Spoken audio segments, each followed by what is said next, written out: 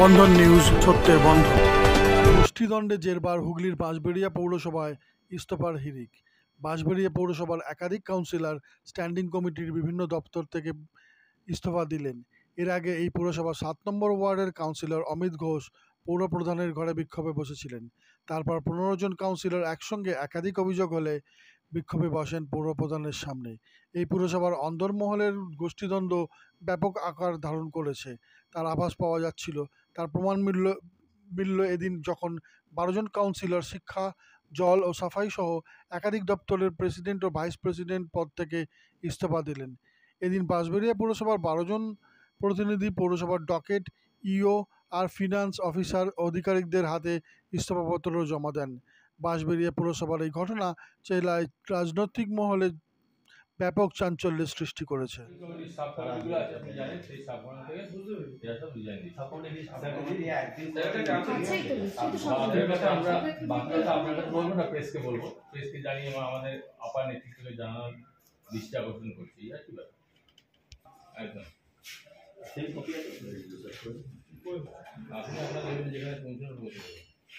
খুব ভালো।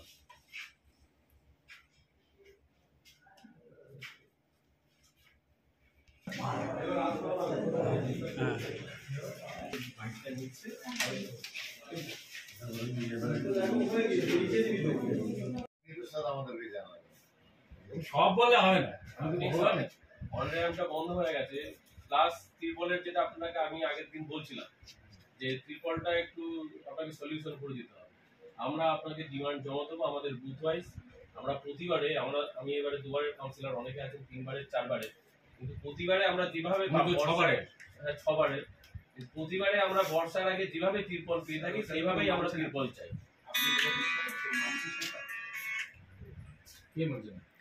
আপনারা মানছেন? আমরা মানছি। নাহলে 10 বছর লিখেছেন, বলছেন 5 বছর লিখবেন। আমি কি বলবো কথা? সেটা স্যার বলে দিয়েছেন।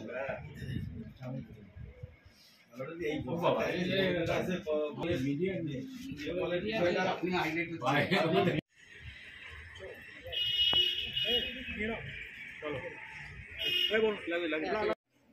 কি কারণ তো আমি জানতে চাইলাম, তো সেটা তো আমি পরিষ্কার বুঝতে পারলাম না। দিয়েছে সেটা আমি যথাস্থানে পৌঁছে দেওয়ার চেষ্টা করলাম। আমাদের ইউসাফকেও তো দিয়েছে, নিশ্চয়ই বলবেন সেটা। কারণ তো আপনারা ছিলেনই, সেরকম তো কারণ আমি কিছু জানতে চাইলাম, তো ওনারা বললেন যে প্রেসকে বলুন। নিশ্চয়ই আপনাদেরকে বলবে, আপনারা কি কিছু জানানো হয়? আমি সেইভাবে কিছু জানি না স্যার। এরকমভাবে ইস্তফা দিলে তো কাজের ক্ষেত্রে অনেকটা ব্যাঘাত ঘটতে পারে। একটাই, সেটা তো অথরিটি কনসার্ন আছে, তারা ঠিক আমার কাছে দিয়ে গেছে, আমি নিলাম, অ্যাকসেপ্ট আমি নিয়ে আমি যথেষ্ট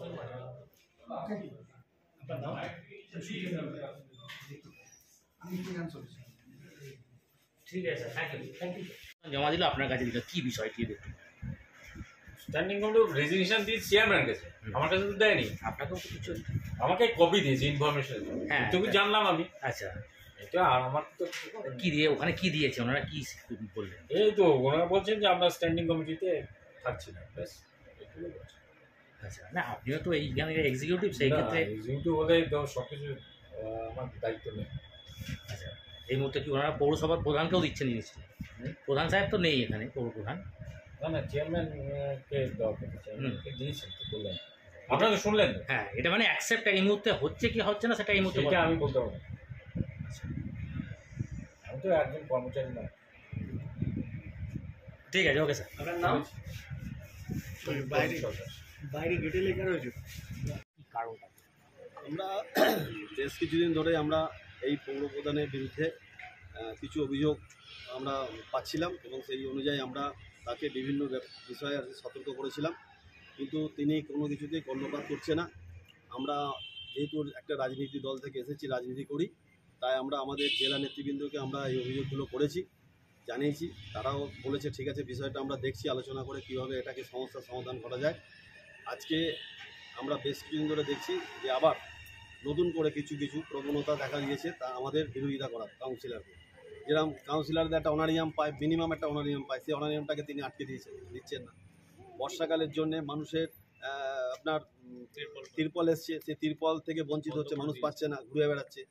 মশারি এসছে ডেঙ্গুর জন্য, আজকে সেই মশারি এখনও পর্যন্ত গোডাউনে পড়ে রয়েছে, দেওয়া হয়নি।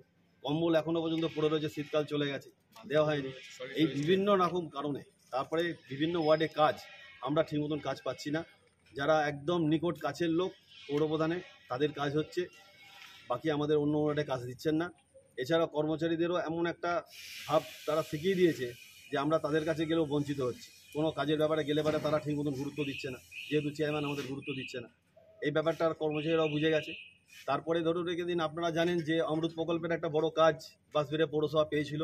প্রথম ধাপে অনেক অভিযোগ আমরা করেছিলাম, আমাদের পৌরপ্রধান থানায় এটা এফআইআরও করেছিল আগের যে অফিসার ছিলেন তার বিরুদ্ধে। পরবর্তীকালে যখন দ্বিতীয় ক্ষেপে যখন অর্থ আসে এই অমৃত প্রকল্পের, সেই কাজ আমরা চেষ্টা করেছিলাম এবং বহুবার বলেছিলাম মিটিংয়েও যে আপনারা চেষ্টা করুন যে লোকসভা নির্বাচনের আগে যেন কাজটা সম্পূর্ণ হয় এবং প্রত্যেক বাড়িতে যেন জলটা পৌঁছে যায়। যে প্রকল্পটা ছিল সেই প্রকল্পটার কাজটা যেন আমরা সঠিকভাবে রূপায়ণ করতে পারি, তা না হলে কিন্তু আমরা মানুষের কাছে আর পৌঁছতে পারবো না। এবং আগামী গত নির্বাচনে এরই পরিপ্রেক্ষিতে গত নির্বাচনে আমরা বিপর্যয়ের মুখে পড়েছি। বাঁশবেড়িয়া পৌরসভা থেকে আমরা বেশ কিছু ভোটে আমরা আমাদের প্রার্থীর কাছে আমরা জেতাতে পারিনি। আমরা বাঁশবেড়িয়া পৌরসভা থেকে আমরা লস করেছি, প্রায় 11,000 ভোটের উপর লস করেছি। তাই এই রূপায়ণ কাজগুলো যদি ঠিকমতো রূপায়ণ হতো, যদি জল প্রকল্পটার কাজটাও যদি মানুষের কাছে পৌঁছে যেত, তাতেও আমাদের কিছুটা রক্ষা পেতাম আমরা, তাহলে আমরা দলের কাছেও একটা আমাদের ভাবমূর্তি ভালো থাকতো। এই 6টা স্ট্যান্ডিং কমিটিতে কতজন আপনারা কাউন্সিলর? আমরা 12 জন কাউন্সিলর আছি 6টা স্ট্যান্ডিং কমিটি। 6টা স্ট্যান্ডিং কমিটিতে। 6টা স্ট্যান্ডিং কমিটিতে 18 জন হওয়ার কথা, 3 জন করে প্রত্যেকটাতে আছে। হ্যাঁ, আর সেখানে 12 জন কেন? 12 জন আছে এবং সিপিএমের আছে একজন, আমরা তাকে তো নিইনি সঙ্গে। হ্যাঁ, আর একজন সই করতে পারেনি, তিনি অসুস্থ, তিনি আসতে পারেনি, সই করতে পারেনি। একজন এই স্কুলে আছে, টিচারি করছে, তাকেও পাইনি। এইসব মোটামুটি আমরা বাকি সব ঠিক আছে, আমরা আছি। তারা আমাদের সাথে আছে। তৃণমূলের 14 জন আছে, হ্যাঁ, আমাদের 12 জন আপনারা দিলেন। হ্যাঁ দিলাম। শুধু কি স্ট্যান্ডিং তৃণমূলের 14 না, টোটাল জন আছি স্ট্যান্ডিং কমিটি। আপনারা কি শুধু 12 জন দিলাম। আচ্ছা, আপনারা কি আজকে শুধু স্ট্যান্ডিং কমিটি থেকে ইস্তফা দিলেন না কাউন্সিলর? আমরা আজকে স্ট্যান্ডিং কমিটি থেকে ইস্তফা দিলাম, দিয়ে আমরা জেলা নেতৃবৃন্দের কাছে জানিয়ে দিচ্ছি। আপনাদের মারফত বার্তা তারাও পেয়ে যাবে। অফিসারের বিভিন্ন অফিসের আধিকারিকদেরও আমরা দিয়েছি, এফও সাহেব এবং এক্সিকিউটিভ অফিসার এবং চেয়ারম্যানকেও দিলাম, তাতে তাদের কানে পৌঁছে যাচ্ছে যে আমরা আজকে এই স্ট্যান্ডিং কমিটি থেকে ইস্তফা দিচ্ছি। এবং আগামী দিনে এতে যদি দল যদি কোনো ব্যবস্থা না নেয়, তাহলে আমরাও একটা চিন্তাভাবনা করছি যে আগামী দিনে আমাদের চেয়ারম্যান কাউন্সিল তারাও পদত্যাগ করতে পারে এবং প্রয়োজন হলে পারে যদি দেখা যায় যে দল কোনো ব্যবস্থা নিচ্ছে না এর বিরুদ্ধে, আমরা একদম কাউন্সিলর পদ থেকে ইস্তফা দিতেও বাধ্য থাকবো। কি নাম দাদা আপনার? আমার নাম দেবাদিত সাধুকা, আমি বাঁশবেড়িয়া পৌরসভা 9 নম্বর ওয়ার্ডের কাউন্সিলর। দেখুন, আমরাও তো চাই কাজ করতে, আমরা সবাই এসেছি, যতজন কাউন্সিলর সবাই কিন্তু নিজের ওয়ার্ডে প্রতিদ্বন্দ্বী হয়ে জিতে, তাহলে আমরা সবাই এসেছি, তাই তো? সবাই কিন্তু আমরা কাজ করতে এসেছি, আমরা ঠিকমতো কাজ করতে পারছি না বলেই তো আজকে এই সমস্যা। আমরা চাই সমস্যার সমাধান হই। এমন স্ট্যান্ডিং কমিটি যার কোনো কার্যকলাপই নেই, শুধু আমরা অলংকার হয়ে পড়ে বসে থেকে কী করবো বলুন? তাই জন্য সবাই আমরা এখান থেকে পদত্যাগ করলাম। কিন্তু চেয়ারম্যান সাহেব যেটুকু জানাচ্ছেন আমাদেরকে, যে স্ট্যান্ডিং কমিটি যে বৈঠক হয় সেটা চেয়ারম্যানের ডাকার দায়িত্ব নয়, সেটা আপনাদেরই ডাকা যেত। আপনারা বিগত দিনে কোনো মিটিংই ডাকেন না, এটা কোনো কথা না, এটা চেয়ারম্যান সাহেব জানি না কেন বললেন।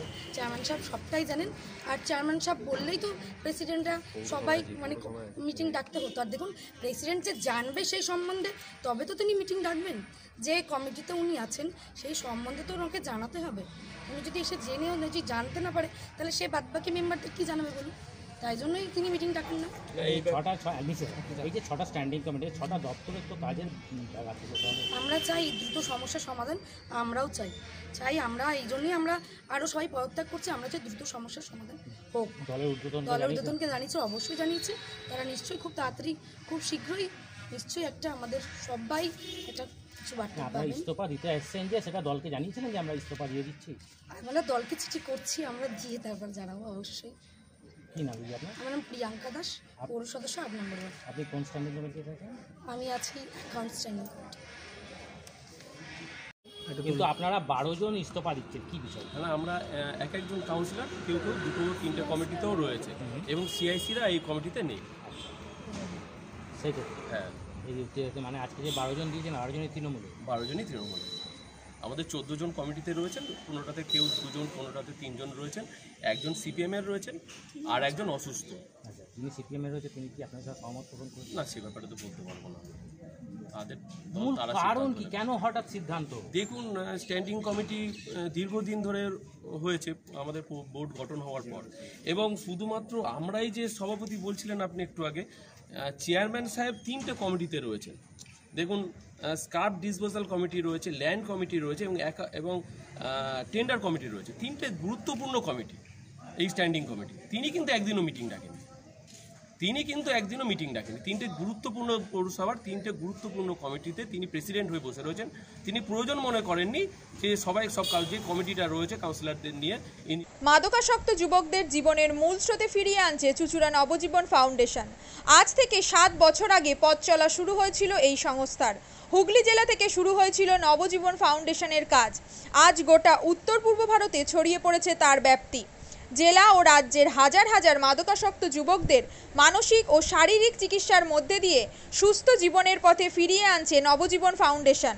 কী করে এই সংস্থাকে তিল তিল করে গড়ে তুলছেন বন্ধন নিউজ এর ক্যামেরার সামনে, সে কথা বললেন সংস্থার কর্ণধার চন্দন দাস। দেখি ওটার মধ্যে কি আছে, বা পাড়ার বড় দাদারা করছে, আমিও একটুখানি করি, ফিলিংসটা কি সেটা দেখতে যাই। এবং একটা সার্টেন টাইমের পর কি হয়, সেটা ফ্রিকোয়েন্সিটা তখন অনেক বেশি থাকে, গ্যাপ থাকে যখন শুরু করে। পরবর্তীকালে যখন নির্ভরশীল হয়ে পড়ে সেই একটা সাবস্টেন্সের উপর, তখন সেটা থেকে বেরোনোর জন্য সে নানা রকম চেষ্টা করে, কিন্তু তার ওয়ে আউটটা জানা নেই যে কোন রাস্তা দিয়ে গেলে নেশা থেকেও বিরত থেকে সুস্থ স্বাভাবিক জীবনযাপন করা যায়। তো আমি ভাবলাম যে শুধুমাত্র আমি সুস্থ স্বাভাবিক জীবনযাপন করলাম, আমার জীবনের সার্বিক উন্নতি হলো, বা আমার যে সব এম বা আমি জীবনে যে জিনিসগুলো করতে পারিনি সেগুলো আমি ফুলফিল করলাম, তাহলে তো শুধু আমার কথাই ভাবা হলো। তাহলে আমি এরকম কিছু কাজ করি যাতে আমার মতো আরও 5 জন আমার দ্বারা উপকৃত হয়, এবং একটা সার্টেন টাইমের পর যখন মানুষ চায় যে ফিরতে, অথচ তার কাছে রাস্তা থাকে না, তখন এই একটা WHO ওয়ার্ল্ড হেলথ অর্গানাইজেশন একটা প্রসিডিওর বার করেছে। সামগ্রী আর ঠান্ডা গরম পানীয়র জন্য বিশ্বমানের flask, micro oven, mixer grinder, induction সহ আধুনিক রান্নাঘরের সামগ্রী উৎপাদন সারা বিশ্বে আলোড়ন সৃষ্টি করেছে বড়সিল। পাশাপাশি বিশ্বমানের সোলার গ্লাস, যা সোলার সিস্টেমের অন্যতম সামগ্রী তৈরি করে, সারা বিশ্বে নজির গড়েছে বড়সিল। দেশের বাজারে পাশাপাশি বিশ্ববাজারেও সব প্রতিযোগী কোম্পানিকে পিছনে ফেলে এগিয়ে চলেছে ভারতের বড়সিল। রাজস্থানের বড়সিল কারখানায় 1200 মহিলার কর্মসংস্থান হয়েছে। প্রতিদিন রাজস্থানের প্রত্যন্ত গ্রাম থেকে ওই মহিলাদের গাড়ি করে কারখানায় নিয়ে আসে কারখানা কর্তৃপক্ষ। তারা বড়সিলের বিশ্বমানের প্লেটের ডিজাইনে কাজ করে। দিনের শেষে তাদের গাড়ি করে বাড়ি ফিরিয়ে দেয় কারখানা কর্তৃপক্ষ। কর্মসংস্থানের এই বেনজির দৃষ্টান্তের জন্য বড়সিল কোম্পানিকে কুর্নিশ জানায় ভারতবাসী।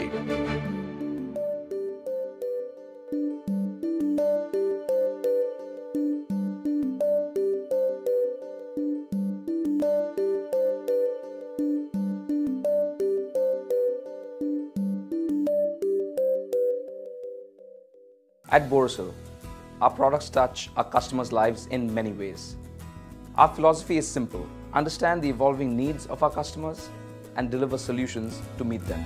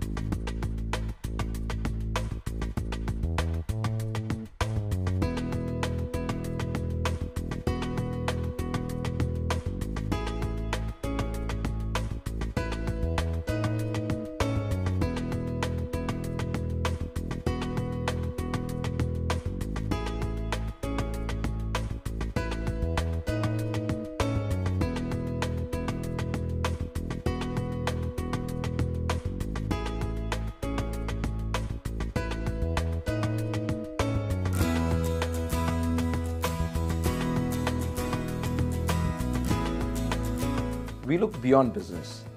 We promote green energy as well as provide healthcare and education for the underprivileged. In fact, this has been our heritage at Borosil.